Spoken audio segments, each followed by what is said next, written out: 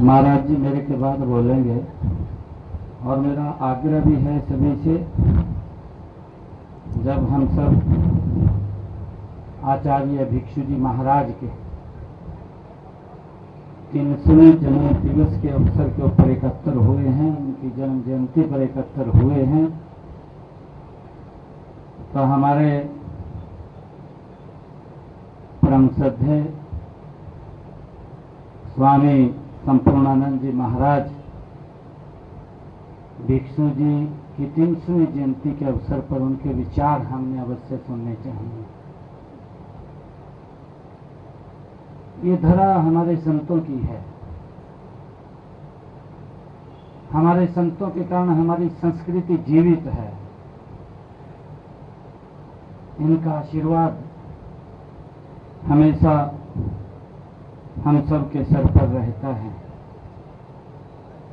आज मेरे लिए परम सौभाग्य की बात है कि आज आचार्य श्री भिक्षु स्वामी जी का हम 300वां जयंती समारोह में एकत्र हुए हैं। मैं मंच पर विराजमान हमारे दिव्य एवं अलौकिक गुणों से धनी हमारे मुनिजनों के चरणों में मैं नमन करता हूँ, प्रणाम करता हूँ। इस भव्य आयोजन में हमारे जो श्वेतांबर और 13 पंथ सभा की मैं ये सराहना भी करता हूँ, उनको बधाई भी देता हूँ और आप सबको भी मैं बहुत बहुत शुभकामनाएं देता हूँ कि हम सब उस महान आत्मा, उस महान व्यक्तित्व की जन्म जयंती के अवसर पर एकत्र हुए हैं और हमारे 13 पंथ सभा ने इस भव्य कार्यक्रम का आयोजन उनके जीवन को याद करने के लिए आज इस भव्य कार्यक्रम का आयोजन किया है। मैं इनको भी बहुत बहुत साधुवाद और बधाई देता हूँ। ऐसे आयोजनों का हमें महापुरुषों के जीवन, आदर्शों और सिद्धांतों से प्रेरणा मिलती है। सीख लेने का ये अवसर हमें मिलता है।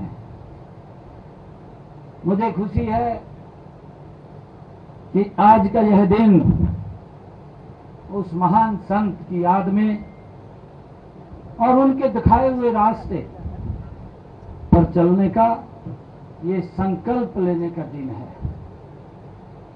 भिक्षु जी महाराज का जीवन हमारे लिए एक प्रेरणा है। वे केवल मुनि नहीं बल्कि एक क्रांतिकारी विचारक थे। हम सब जानते हैं उन्होंने धर्म और समाज में फैली कुरीतियों पर जहां चोट की है और अध्यात्म को एक नई तर्कसंगत दिशा दी है। 300 साल बाद भी आचार्य श्री भिक्षु स्वामी जी की शिक्षाएं और उनके विचार उतने ही प्रासंगिक हैं जितने उस समय में थे। आज भी हमारे लिए वो उतने ही प्रासंगिक हैं। मुझे खुशी है कि 1783 में मारवाड़ के कंटालिया गांव में जन्मे विखंड जी का आचार्य भिक्षु बनने तक का सफर त्याग, तपस्या और हिम्मत की एक प्रेरणा देने वाली कहानी है।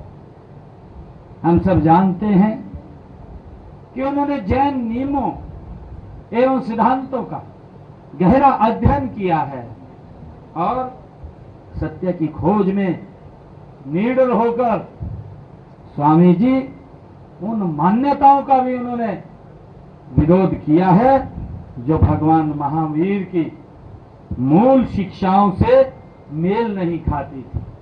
हम सबको मालूम है और इसी वैचारिक क्रांति ने जो विक्रमी संवत 1817 में 13 पंथ का उदय हुआ।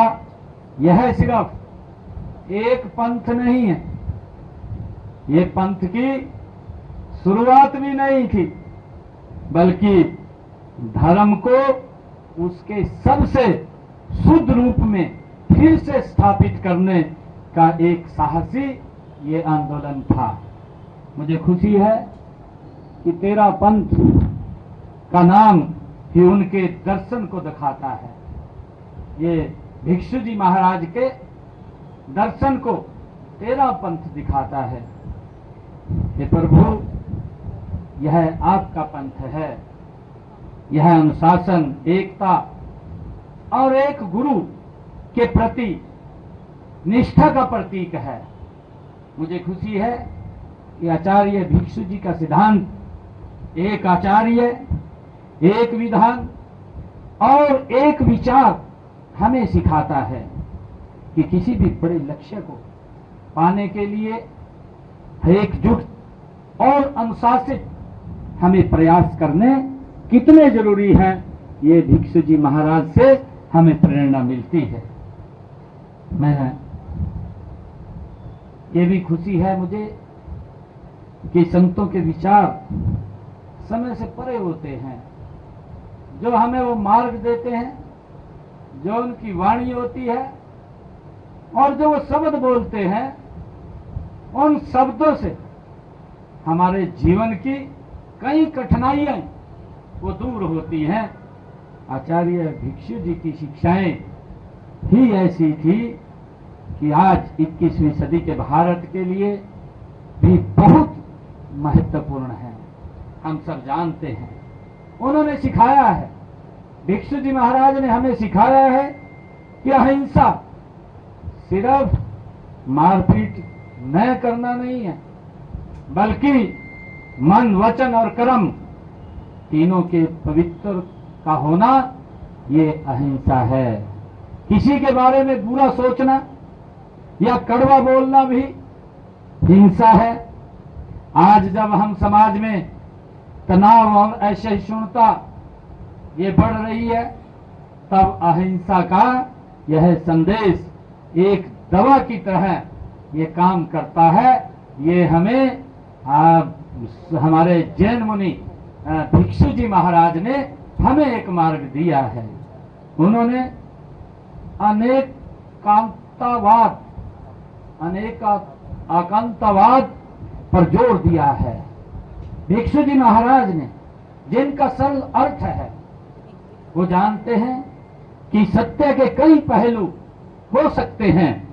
हमें दूसरों के नजरिए का सम्मान करना चाहिए। यह हमारे लोकतंत्र की आत्मा है। ये भिक्षु जी महाराज ने ये हमें प्रेरणा दी है। आचार्य भिक्षु जी ने अप्रिय ग्रह का उपदेश दिया है। आज की उपभोक्तावादी दुनिया में यह बहुत बड़ी सीख हमें देता है। भ्रष्टाचार का मूल कारण लालच और संग्रह की आदत ही है। अप्रिय ग्रह जो भिक्षु जी महाराज ने हमें एक संदेश दिया है का सिद्धांत हमें एक साफ सुथरा शासन और पर्यावरण का सम्मान करना वह हमें सिखाता है।